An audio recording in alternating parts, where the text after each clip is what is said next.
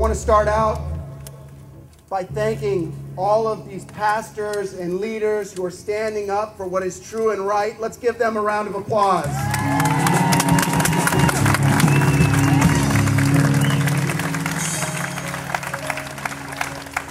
I know it's a hot one today, and all of you took time off to come here because you know that marriage is worth protecting, so I want to give you a round of applause. Thank you.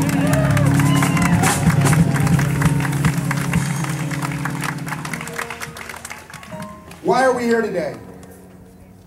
We're here to launch a new movement, a new coalition.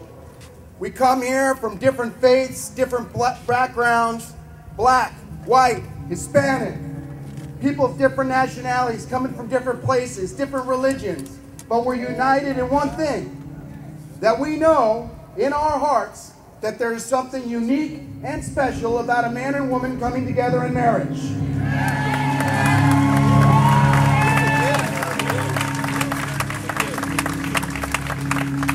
And we are not the type of people that when politicians betray us, when our rights are taken away, that we just go home.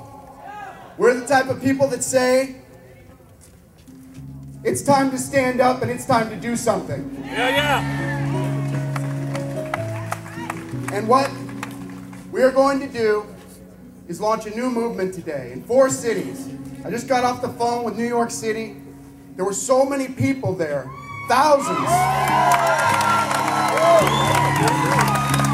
that the police made us start the march about 15 minutes early to make room for the people that were coming. Thousands.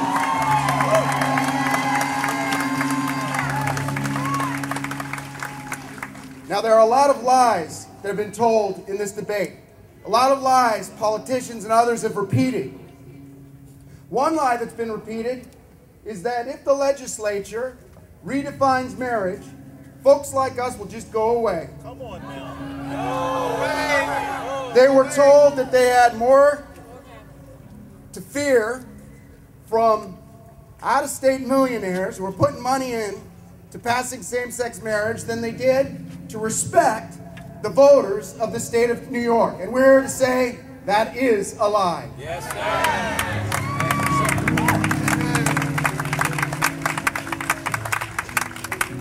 Another lie that's told is that once this passes, there's nothing the people of this state can do. That's wrong. Now, the state of New York has a constitutional amendment process. The other side is very, very smart. In almost every state where we've been able to just go out and gather signatures and get something in the ballot, I don't care if you consider those states conservative or liberal. This has happened in Maine and California. It's happened in Alabama. It's happened all over this country, 31 states, wherever we could simply get signatures on the part of the people through direct initiative and referendum. We've done it. We've got the signatures. We've gotten in the ballot. And the people, they have common sense. They voted to protect marriage as the union of a man and a woman. But the reason that they concentrated on New York, there is no direct initiative and referendum in New York. There's no way for us just to gather signatures. Only New York. But what we can do is through a simple majority of both houses, twice, we can get a constitutional amendment directly to the people so that we could do what it should have been done before and vote on the future of marriage.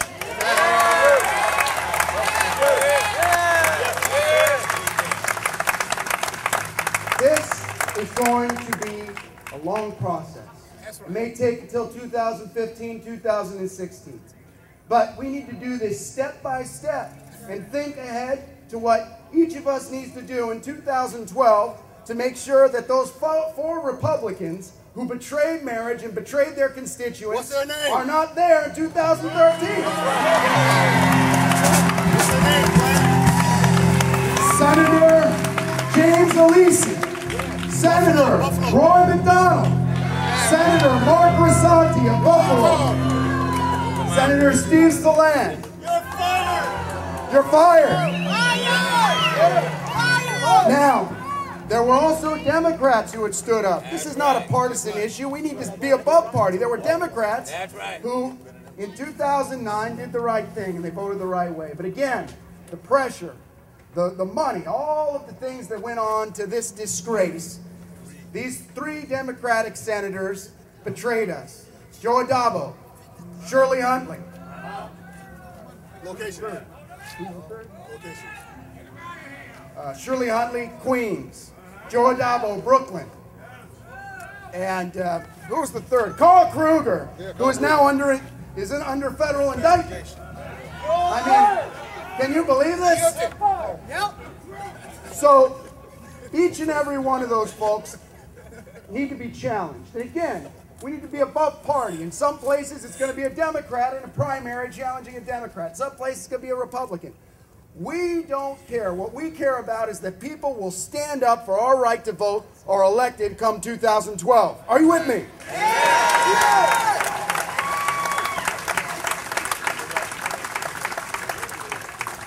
And that's why Dr. Macklin asked you to text that number. We need to create an army. We need to be able to communicate with you. We know that the mainstream media is not with us on this thing. And we're not going to get the same press as the other side. We need to be able to directly communicate with you by email, by text message. That's why I'm asking you all to also sign up at our sign-up sheets. And please, text that number if you haven't done it already. It's the one way we can communicate directly with you. 96362 is the number that you're going to send your text message to. And then you put in 96362 and you type in NY vote. Very simple. NY vote. All caps. Now there's a third lie. And this lie has been repeated time and time again. And I think that today we're showing how much of a lie this is. And that is that redefining our most basic social institution of marriage is somehow a part of the civil rights movement. No. No way. No, that's You see today, black, white, Hispanic, us all together, many of us cherish the words of Dr. King and look back at the civil rights movement and say, to redefine marriage is not what Dr. King was standing for. And we need to stand side by side, because if we go back and we look at what Dr. King wrote in Letters from a Birmingham Prison, what he wrote, very true, very, very profound. Quoting from Thomas Aquinas and Augustine, he said simply, an unjust law is no law at all. An unjust law is no law at all. Is this an unjust law? The state does not have the right or power to redefine something that comes before the state, which is marriage. All we have done is put into statute a lie.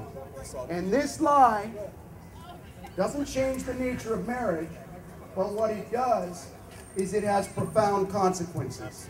And these consequences, we've heard from folks that support same-sex marriage that somehow there aren't any consequences. You're going to do this and it won't affect anyone. Well, let me tell you something. When schools are teaching second graders that it's the same thing for Jimmy to grow up and marry Johnny as it is to marry Mary, and that their parents are the equivalent of racists because they don't believe that and are bigots, that is a consequence that we can't stand for.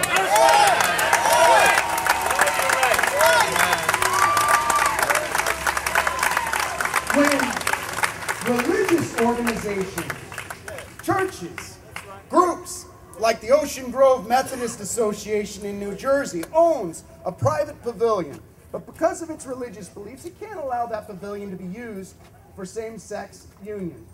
The state comes in and pulls part of its state tax exemption and says, you're discriminating, so you lose your state tax exemption. That is a consequence in the law.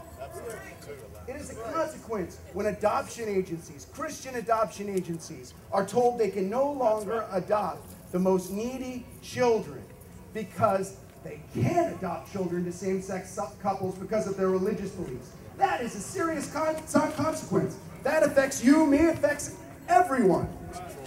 So what we are doing today with the Let the People Vote Coalition is launching a new civil rights movement. Come on.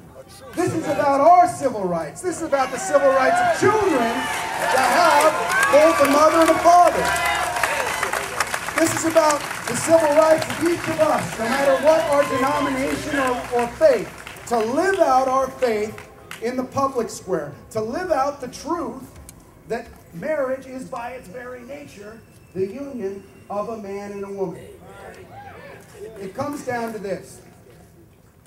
This is not about expanding civil rights or benefits or privileges. There are two ideas on the table. One has been shared by most of humankind throughout our entire history, and that is it takes a man and a woman to make a marriage because men and women are unique and special. Mothers and fathers are different and irreplaceable. And people of different faiths, very different societies, people that have lived thousands of years before without modern nation states, people that may not share in our faith here, have all understood that this is true. And then there's a second idea on the table, and that's the same-sex marriage idea, and that is that there is no difference between a man and a woman and a woman, and a man and a woman united together in marriage, and this is a very important and, this is an and that changes everything.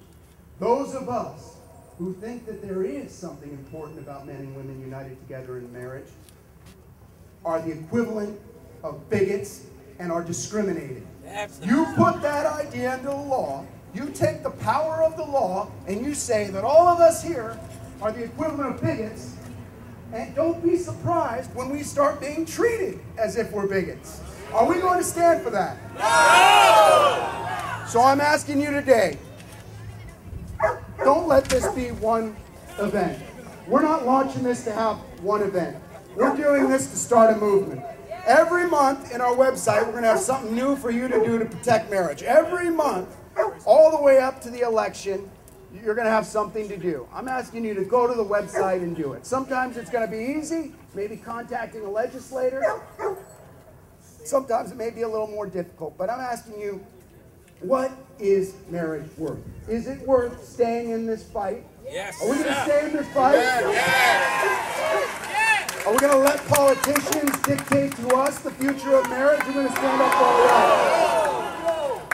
Are we going to allow Albany to dictate the future of marriage? Or are we going to demand that we have a vote?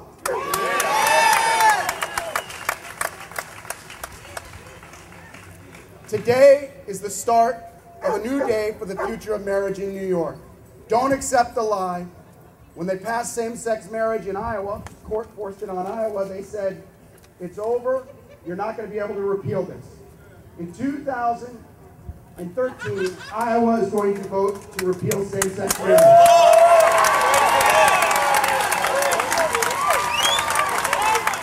They told us the same in New Hampshire. They said in New Hampshire it was a lost cause. Guess what? In January of this year, the New Hampshire legislature is going to vote to repeal same-sex marriage. A lie is a lie no matter how long it stays in the law. Yeah. And like Dr. King said, each and every one of us has an obligation to stand up against unjust laws, no matter how long they're on the books. So I look forward to standing together with you. God bless you, and let us stand together in this fight. Let the people vote.